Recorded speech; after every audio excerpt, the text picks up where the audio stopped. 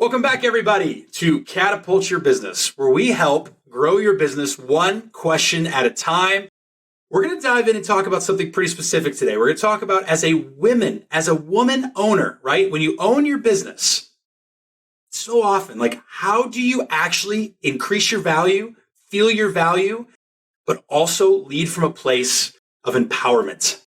We're going to talk about that and a bunch more. This is a topic that we constantly see come up, and I brought in two amazing experts. They're both business advisors on our team. They're also the owners of a really cool podcast called ProveHer for Badass Women in Business. It's an awesome podcast. I hope you all go check it out. But please help welcome to the stage Cristy and Aggie. You two, welcome to the show. Thanks, Casey. Thank you. Happy to be here. Well, glad to have you both here. Before we dive in and talk about the question, just give us the quick, 1 minute overview. What's your background? I know both of you have been super successful in your own ways, and truly, resemble this podcast you've built of Badass Women. You both can wear that title proudly. What's your background? Cristy, you mind start? I know you're not on video with us, but you mind starting? Not at all. Thank you so much for having us, Casey. So my name is Cristy O'Connor, and my entrepreneurial journey most recently was owning or actually purchasing and reviving 10 failing businesses in the boutique fitness space. And I take a lot of pride in being able to make those businesses profitable within 18 months through leadership training and focusing on the right numbers and getting buy-in from the team. So I'm really excited today to talk about how you can not only empower yourself, but empower your team through leadership. Love it. Thank you, Cristy. And Aggie, how about yourself? Great intro, Cristy. I'm a generalist. I started first, my name is Agata, Chydzinski. I go by Aggie. For simplicity, my background is in business incubation, and then I'm a generalist. I have ran businesses from retail manufacturing, SaaS, AI, robotics for the laundry equipment. And I specialize in women-owned businesses, and right now really honing into women-owned businesses that do good in the world, focused on DEI and DIBA and B Corp and immigrants, LGBTQIA, all of the alphabet soup. All of it. Yeah. I love it. Well, and both of you are just doing a phenomenal job of Cultivate. So thank you for all the support and all the empowerment you bring to owners every day. You both are absolutely the class act. Why is this topic important to the two of you? Well, the simplest answer for me is lack of support. I think my clients recognize it. I work with a lot of high-powered women who, whenever we talk about me specializing in women-owned businesses, they really connect with that because they get accountability partnership, they get support, they get soundboarding, but they also get strategy. And I think that visibility and lack of representation for women-owned businesses, as we know, less than 2% of women-owned businesses get funded. Yeah. And a very low percentage get over the $1 million mark. I'm on a mission to change all that. I love it. Cristy, how about you? Why is this topic so important? To be able to know your value and how to value yourself, but also, lead with empowerment. Why is this such an important topic on your end? Yeah, I think for me, one thing I really resonate and recognize in my clients is usually, specifically women-owned businesses, the women are powerful and strong, but they don't have the confidence when it comes to leadership and basically instilling that strength within their team. Instead, they feel like they have to carry the weight of the business and the world of their success on their shoulders versus leveraging the teams that they have. And personally, that's something I did in my first 3 months of my business until I recognized it's not sustainable and you have to come up with a new solution. And once you're able to learn how to leverage yourself and get buy-in through mission and vision and values, it will absolutely accelerate your business. All right. Well, you went technical fast with me, Cristy, which is the normal Cristy move, which I appreciate. Before we do that, though, backing up one more step for me. What is the root of all this? Why women specifically, right? Why do women maybe struggle more? Not always, right? But why do they struggle more maybe with these things of leading from a place of empowerment or knowing how to value themselves? What's the root of that? I'm not going to pretend to act like I know. based on my background. So Yeah. truly, I want to hear it. I think other listeners and other women joining us, entrepreneurs, they want to know, like, what is the root? What causes this? So I think there's a couple different layers. One, it's lack of understanding, support, and resources. I think that sometimes people just don't even know how or where to find the resources available for them for support. Okay. For me, also, as someone who came from a corporate background, when you are in a more male-dominated world and industry, it's harder to find that support and to have a voice that can be heard. So I think it's a little bit of conditioning, as well as when you are out on your own, how and where do you find those resources besides hiring a therapist, which only helps with your mental state of mind? Yeah. I mean, it's real for sure. I'm coming to you next, Aggie. I mean, it's real because it's, one of the questions that I get asked a lot is people go check out our website, they'll look at all of our talented advisors and like, wow, you have a lot of women on your team. And I always just look at them and I'm like, yeah, where are you going with this? Right. Like, I think people generally see consulting shops or coaching shops. They're used to just seeing a bunch of men, lined up. And I'm very prideful of how amazing of women, and most of our women are top performers in our organization, which is also my favorite. And so what I can relate to that, but I don't know if I fully understand what's holding back the owner themselves or what's holding back women themselves from feeling this more often than men. So Aggie, I don't know if you could speak more to that. I understand the lack of resources. I understand it's male-dominated, the environment. But is there something else in the genes, or is there something else that's kind of creates this generally for folks? I'm not going to say that it's in the genes, but I do think that societally, we are brought up with less confidence in ourselves. And that's a comment that I keep making to my clients, is that you have to show up. You have to show up as yourself. You have to show up confidently. You have to show up like you know what you're talking about. And they know what they're talking about, right? Because that expertise, that knowledge, that passion that they have for their business is shown when they show up to my advising sessions. But for some reason, whenever they're in front of a prospect, it's like, and so that's what we work on a lot. Those soft skills that allow you to show up with guts. And I think that, I mentioned society. I could talk about patriarchy and the fact that we were all brought up. I don't know if you've read the book Untamed by Glennon Doyle, but she talks a lot about the fact that as we're brought up as little girls, we're taught to be timid and be quiet and sit down and be pretty. But we're never taught to really express ourselves. That expression of boys, let boys be boys, but let girls be proper, let girls be polite. And that totally translates into adulthood. So a lot less women take the risk of becoming an entrepreneur because we're naturally risk averse. We don't take as many risks as men. And we also do it more timidly. And seeing the evolution of some of my clients that have come to me being timid and not understanding their value and not understanding their pricing, heavily underpricing themselves, and showing up on the other side and being like, holy crap, we 10x the business through confidence. Well, let's go further on confidence. If I were a women owner, right, I'm listening in this, I'm going, yes, I often undervalue my worth. I often don't lead from a place of empowerment. And at the root of it is I often lack confidence in sales or in leadership in these moments where I should be expressing myself. What can I do? What are some things you're sharing with some of your clients right now? What are some elements that you look at and how to solve that? What comes to mind when I ask that for the two of you? I would say for me, Casey, the biggest thing is reaching out and getting support.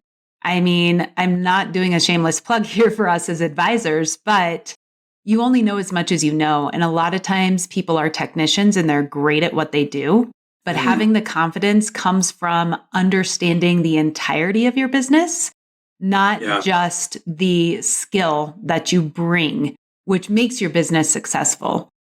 So, financial knowledge, understanding your numbers, like Aggie just mentioned, pricing. Most women do underprice their services we've seen because it's more important to them to, oh, I want to reach the masses. Well, no, it's actually better for you to niche down and charge what you're worth. And hit the margin. So yeah, exactly. Love that. Okay. So the financial knowledge is a big piece of that. And that can build confidence, obviously reaching out and getting support. No problem here on this podcast. A little bit of a shameless plug for Cultivate. No problem there. And especially when, it's, coming to work with the two of you guys.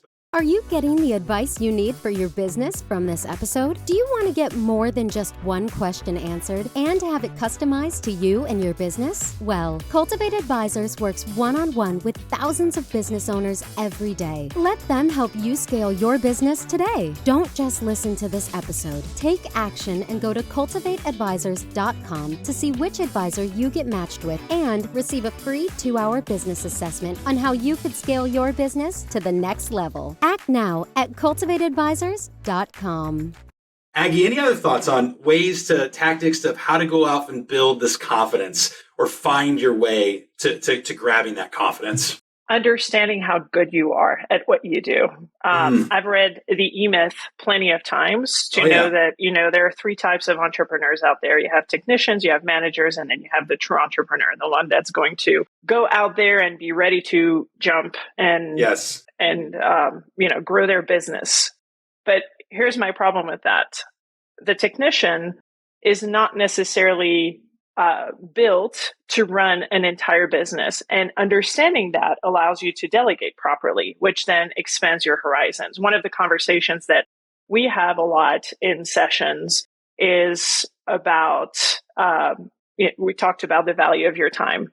Yep. I always tell my clients, I figure out the value of my time as if my hour is priced at this dollar amount, would I actually pay somebody to do this task for that dollar amount? And if the answer is no, then I delegate. I do this for yard work. I do this for everything. And so when a client finally understands that if the value of her time is $500 an hour, and if she's thinking about doing micro admin work, which is, it could go from scheduling to data entry to whatever. I always ask her, would you pay $500 for somebody to do that for you? And if the answer is hell no, then my response is, then why the hell are you doing it yourself? It's interesting. Like what I like is, it's almost, Cristy, you kind of came more from the place of, hey, get the financial clarity, get the financial knowledge of what's going on in the business. And then Aggie, what I really like is you're connecting that back then to what does that mean as the owner, as the badass females that are listening on this call today or this episode. How do you pick a number and go, this is probably what my time is worth based on the margin or based on the output that I can deploy or capacities of what my unique skill or my unique product or service can offer, right? And I think when you start to tie that back and make it more quantitative and measurable, you can start to get out of maybe that, non-quantitative mindset, more of the feelings into the facts and actually start to see your value. And that will also start to boost your confidence. When you guys see this, what's the biggest sign of somebody lacking confidence? Because I bet there's some people listening in too. They're like, I feel confident, but I do blubber sometimes when I get into, a sales environment. I know you brought up that example, Aggie, but outside of just the, oh gosh, I lost my confidence in that environment. What are some symptoms or things to look for? You might not be valuing yourself at the level you should be. I'll take that one. I think that for me, it's one of the signs is an owner that is doing too much and not asking for help, because there's a backstory to, I'm trying to prove to myself that I'm trying to do this by myself because it's empowering. But that couldn't be further away from the truth. I think that somebody that shows up and that already has a support system and that is ready to invest in herself is the empowered business owner, whether they're man or woman. Yep. And I think that lack of confidence is also translated into, overdoing, trying to overachieve and doing it on the verge of burnout. That candle is burning at both ends. And by the time they show up to talk to us, they're like, you're my Hail Mary. I'm either closing the doors or we're taking this to the next level. And on top of that, it's the women who, or the business owners really, because this is like so much broader of, we don't know that, who come in with a language that says, we don't know that we can do any more than we've already done. So we've already accomplished, $500,000, $1 million in top line revenue. And we have a decently healthy profit, but we don't think that we can get past that, do more. And when you ask them about their vision, that vision falls flat. It's always about, I love helping people. I love doing things for other people. Exactly. But no one has a really clear message about, I'm doing this for myself, and here's why. I want to retire at some point in time. I want to be wealthy. I want this lifestyle.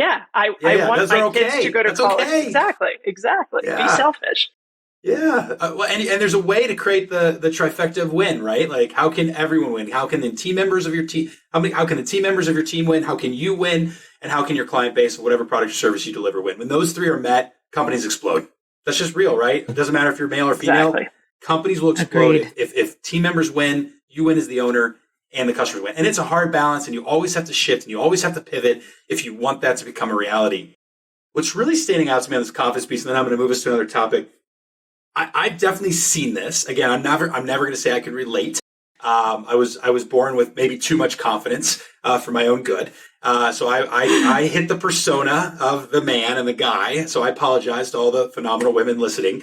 But that was my experience. But what I have seen in working with a lot of talented people like yourself, more importantly, some of the clients that I used to work with right before we really scaled our organization, I saw this facade, right? You talked about like overworking, the burnout, but I also saw this facade. It's like I needed to be somebody I wasn't. And you kind of brought this up a little bit, Aggie, just a moment ago. But I really, for whatever reason, I've seen more commonly with women that a facade comes in place of the business because they think they need to sound, look, and behave a certain way.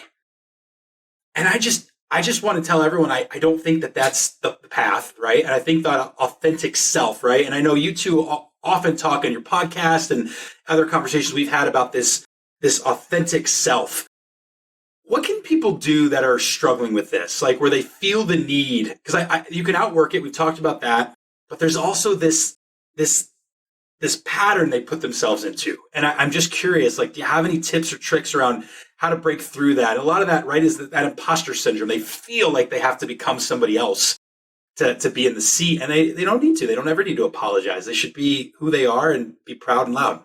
I love that. So authenticity. Again, I think because of some of our conditioning and the way we are brought up, the way we're taught to be, we probably don't really have a great connection with who we truly are and ourselves. And so I know that both Aggie and I love utilizing different tools with our clients. You can go into things like the Clifton Strengths Finder test, right? It's you can use Enneagram. We love human design, gene keys, all these different kind of tools. And what it does is deep down, we know who our authentic self is, but it gives us the words, the language, and also kind of these boundaries that we can start working within. And so like, I remember when I personally did my Clifton Strengths test, I was like, wow, I have words. Oh, I'm a restorative person. Oh, I'm this type of person. It gave me words. So then I had the confidence to communicate my value in a more effective way. And then when you get into more of kind of, if you guys aren't familiar with the human design, it's more based on astrology and some different philosophies, but it helps you understand that what is your strengths, and if you push against those strengths, what is going to be the results if you're not living in your true self.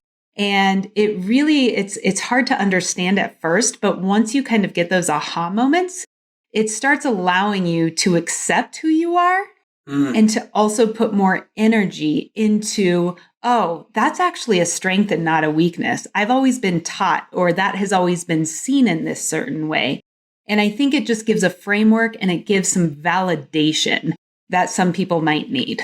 I love that. Aggie, any other thoughts on the authenticity piece and how to overcome that, if that's something maybe where you're struggling?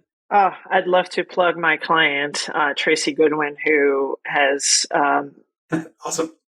Founded this amazing company called Captivate the Room, and she studies the psychology of the voice. She's one of our podcast episodes. And so I think that authenticity, when you pretend you are somebody you're not, when you're trying to act out confidence, when you're trying to act out authenticity, when you're trying to convince someone to buy your services or buy your product, you show up as your voice shows up as a repellent. And she and I talk about it very often together.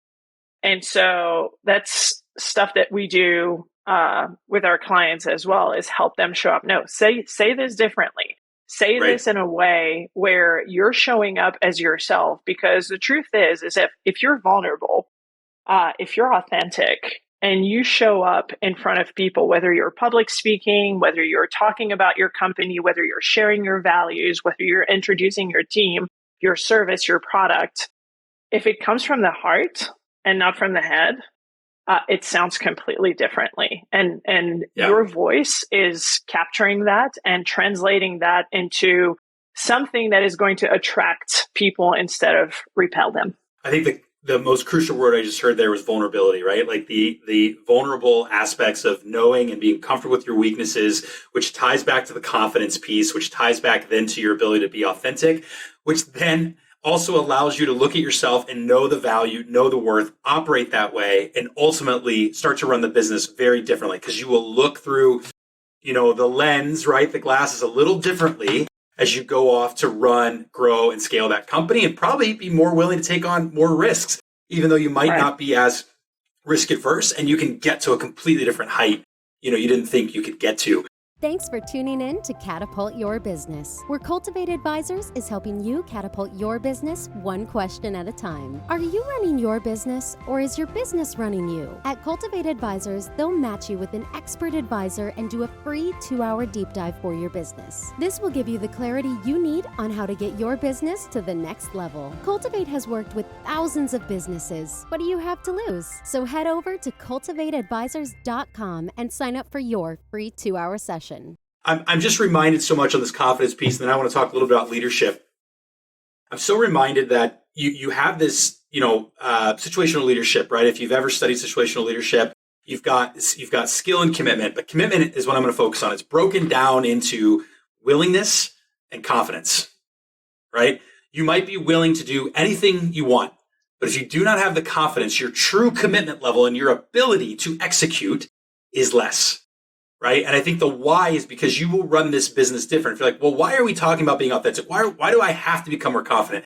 If you have a desire to grow and scale the company, you have to come from a place of a certain level to get people to follow you. This is you being able to galvanize others to come in pursuit and not put it all on your shoulders. Right. And I know, Cristy, you talked earlier in the episode here about delegation. You went really technical on me right out of the gates about the ability to end delegate. Can we, this is now the right time. Can we bring that back up and talk a little bit more about why do women struggle more?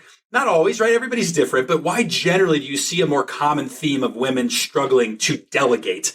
What's causing that? How do we get around that?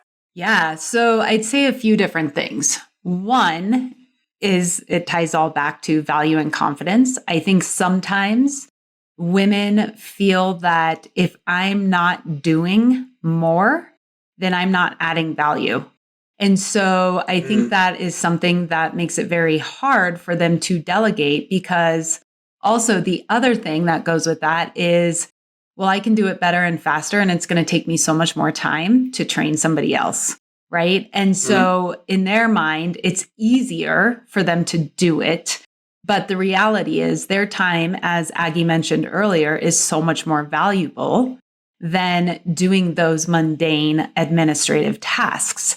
And so they think that everything in their business is important, which it is, but there's certain things that people are better at than you, and that it's not your wheelhouse. It's not your strength. And if you could be focused on the pieces of your business that drive you forward. I just had a conversation with somebody who says, yeah, I've got 10,000 tasks in sticky notes and everything I need to get done, but I don't have anyone to do the work. And at the same time, she's basically saying she's drowning, but she doesn't have the confidence to delegate those items and feel that they are going to be done with the detail that they are able to create and do. So it also comes down to communication. Are they able to communicate their vision and what it is they want effectively to get the results that they want? It almost connects back to like really being clear on their why, right? In the words of Simon Sinek, but it's like getting more clear on their why so they can actually articulate that in a confident and a more authentic way, which then will let them feel more comfortable to see people follow so then they can properly delegate. Absolutely. It's kind of how all the strings tie. Aggie, curious, do you have any other perspectives on the delegation piece or the leadership piece in general of where you see sometimes women falling down in their inability to empower others around them? I have tons. Perfectionism is one of them. Imposter syndrome is another one. Okay. I think also the fear of women being seen as overbearing or bossy. So that's that judgment, when women are, coming in strong and delegating a little too forcefully, then they're, people roll their eyes because of, why are you so bossy? I think we also have the caregiver role built inside of us. We're nurturing. Because we're often socialized to be caregiver, that could extend to the workplace. And then I would say the final point would be just a lack of role model and training and leadership, because we're not given as many opportunities to be leaders, especially in the corporate world. So when we become an entrepreneur and we only had the basic management training that corporate provides, which is congrats, you're really good at your job. You now have a team. But we're not given the framework of how to be a good leader, of how to work with other people and how to give them responsibility and empower them. And I think that there's a famous quote that is like, being a boss, you delegate down. Being a leader, you delegate up, which means that your people, you empower them to lead you into success. And I think, it's a combination of things. I love it. I feel like we just did a little masterclass for anybody who is maybe feeling less confident or not necessarily as a female knowing what their value is. And I hope everybody listening in understands two opportunities here.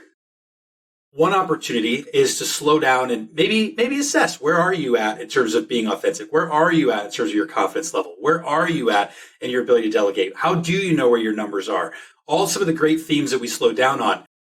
But also so often as female entrepreneurs or even male entrepreneurs, if you've stuck around this long through this episode, it's important to know too that a lot of these same principles you can bring down to your talented leaders that are also females in your organizations. These are phenomenal things to look for because this is real. It's every personality, every situation slightly different. I think we can all agree with that. But there are some underbellies or elements that can show up consistently. And some of these patterns, I feel like Cristy and Aggie, you've clearly addressed. I love this final question here, though, for everybody listening in, and we're gonna wrap this episode to a close. Help me understand this. If you had one piece of advice right now to give to a woman business owner, what would it be? If you could only give one piece of advice the rest of your life to women business owners, what would it be? And I know you're a wealth of knowledge, but just if you had to pick one. I didn't send this over in the prep, everybody, so they weren't ready for this. I would say one word: surrender. Surrender. And I'll explain. I'll expand a little bit on that. I think that we tend to overthink things, and when you have a skill and you're good at what you're doing, just surrender. Just let it happen. Yeah. Don't put any hurdles in front of you. Don't overthink. Don't pretend like there are some barriers, because as a woman, you're a badass and you deserve success. So surrender. Love it. Thanks, Aggie. Cristy. Gosh, one piece of advice is definitely a hard thing to come up with. Especially two people who give advice for a living. I mean, I honestly, as someone, ask for help. Don't be afraid. That's the vulnerability side, right? Don't be afraid to look at your weaknesses and go, you know what? I know someone out there probably has figured this out and has a way to solve it. and ask for help. Lean on mentors, lean on support systems, hire an advisor, a coach, whatever it is that you need. Because the moment that you, as Aggie said, surrender to yourself and look into the mirror in a true way, you are going to accelerate when you find those resources that are going to help you to succeed. All right. Surrender and vulnerability. Those are the two pieces. Obviously, we expanded on that. If you were listening in and going, gosh, I really want to connect with Cristy or I really want to connect with Aggie, shoot over to cultivateadvisors.com. Throw us a note. We'll get you set up and you can get a chance to meet them and they'll be happy to help support you if they can, or somebody else, on their team that's nearby. But also, they've got this awesome podcast. I've heard, I haven't got a chance to listen to all the episodes, but I've got it downloaded in my queue. I've listened to quite a few of them. And I got to tell you, it is really, really good stuff. They feature some amazing, badass women. And the title of the podcast, again, is ProveHer, Badass Women in Business. And where's the best place, Aggie, Cristy, for people to go if they want to engage with your podcast? Our website, badasswomeninbusinesspodcast.com. It's a mouthful. Badasswomeninpodcast.com. Badasswomeninbusinesspodcast.com. Badass Women in Business Podcast. Okay, perfect. We will put the domain tag to the episode so people can find it. That was definitely an SEO play. For everybody knowing what SEO is, you can appreciate that humor. Yes. Cristy, Aggie, thank you for coming and sharing your thoughts and your wisdom. Thank you for being such a valued part of our team here at Cultivate and supporting all the entrepreneurs to truly hopefully make the world a better place for entrepreneurs. And for everybody listening in, and mostly all of our women listening in, absolutely you are a badass. There is no difference in your ability to be successful. It is all going to come down to your confidence and your desire to create a vision. And I love what was said earlier. I'm going to bring it full circle. Be selfish. You deserve it. Take advantage of it and go thrive. Keep pushing on to the hard fight and keep delivering amazing products and services that change this world every day. To all of our entrepreneurs, we'll see you next time for Catapult Your Business, where we'll help catapult the business one question at a time. Thanks all. Thanks again, Aggie and Cristy. Thanks. Bye. Thank you.